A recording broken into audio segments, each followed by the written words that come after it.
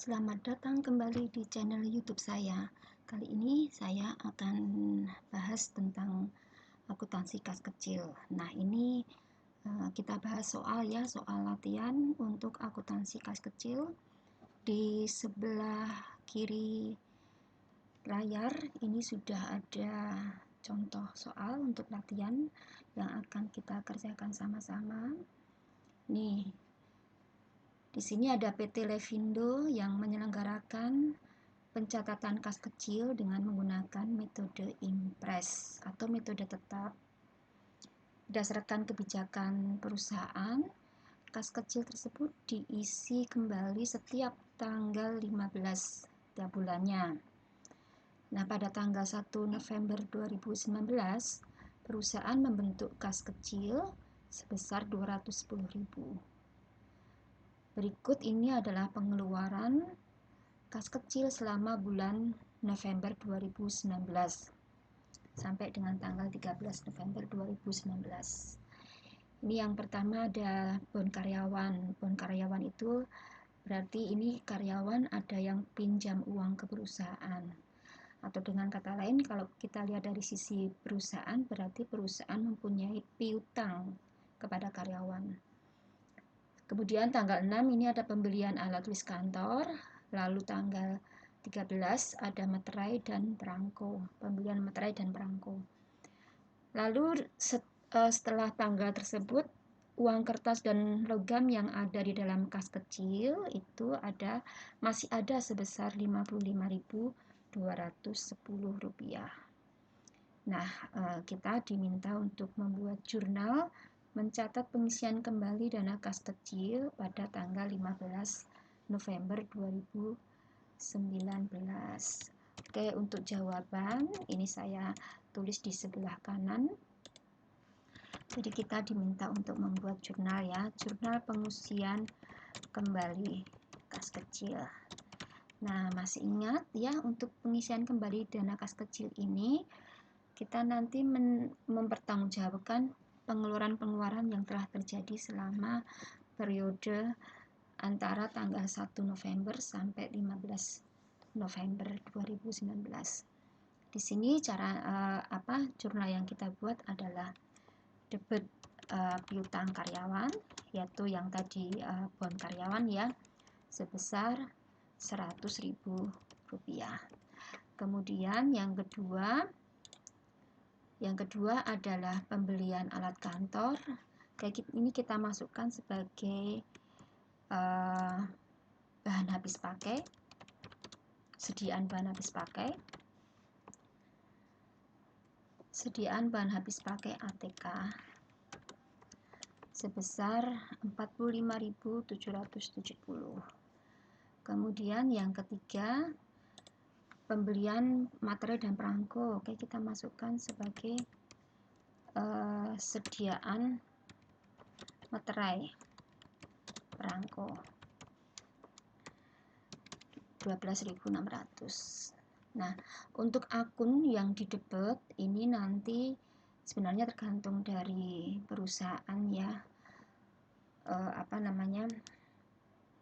akun yang didebet. Kemudian tapi paling tidak kita bisa melihat dari transaksinya, karena misalnya transaksi pembelian alat tulis kantor, oke, ini yang paling relevan sesuai itu bahan habis pakai ATK. Kemudian kreditnya adalah kas kecil. Nah, ini kita jumlahkan saja, berarti Rp158.370. Oke, tadi kita lihat bahwa dana kas kecil totalnya adalah sebesar Rp210.000. Dana kas kecilnya Rp210.000. Kemudian pengeluaran totalnya adalah sebesar Rp158.370. Berarti uang logam atau uang kertas yang ada di dalam kas kecil ini adalah sebesar 210 dikurangi 158.370 atau sebesar 51.630. seharusnya jumlah kas kecil, seharusnya jumlah uang kertas dan logam yang ada di dalam dana kas kecil adalah 51.630. Tetapi ternyata uang kertas yang ada sesungguhnya ini adalah sebesar 55.210. Berarti ada selisih antara jumlah yang seharusnya dengan jumlah yang sesungguhnya. Nah, selisihnya berapa? Selisihnya adalah sebesar, kita hitung, Rp3.580. Nah, selisih ini merupakan selisih lebih atau kurang. Oke, kita lihat. Karena seharusnya 51.630, tetapi sesungguhnya yang ada 55.210, berarti selisih ini merupakan selisih lebih.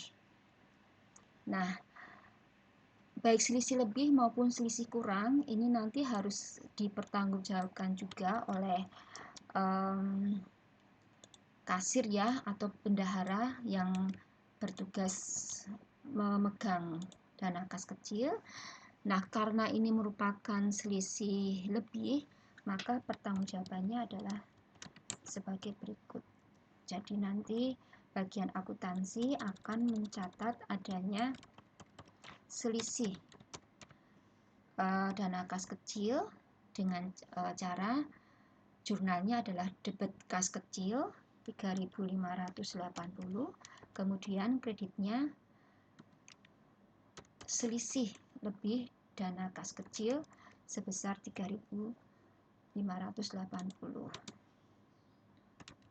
Nah, inilah cara pencatatan untuk mengisi kembali dana kas kecil dengan menggunakan metode impres, dan dalam kasus ini ada selisih lebih kas kecil.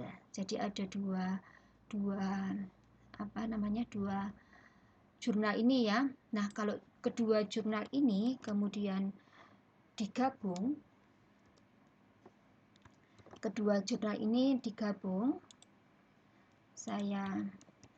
kenapa kok digabung ya, karena disederhanakan, karena ini terjadi dalam waktu yang bersamaan, kemudian ada akun yang sama yaitu kas kecil, maka kita gabung saja. Gabung berarti yang debit kita jadikan satu, kemudian yang kredit juga kita jadikan satu. Tentunya di sini kas kecilnya tidak lagi dikredit sebesar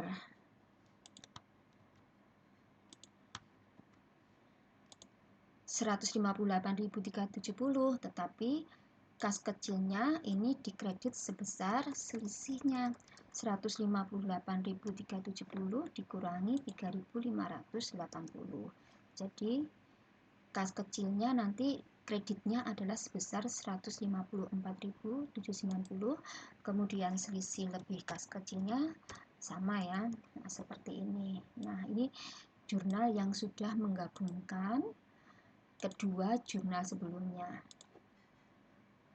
Nah, seperti ini ya. Mudah-mudahan dengan penjelasan pembahasan soal ini akan menjadi semakin jelas bagaimana cara pencatatan kas kecil dengan menggunakan metode impres. Terima kasih.